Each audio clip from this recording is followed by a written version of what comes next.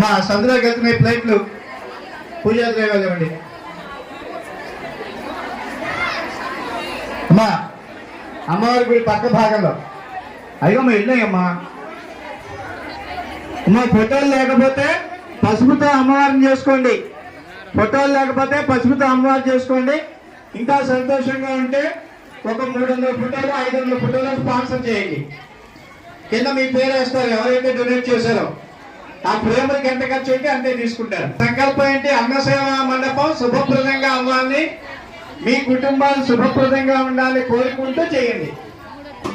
స్వామివారి దేవాలయంలో సంకల్పం చేసిన ఈ అన్న కుటుంబాల్లో ఏ లోటు లేకుండా అమ్మవారి దీవెనలు ఇవ్వాలి. అది ప్రధాన సంకల్పం. ఇవాళ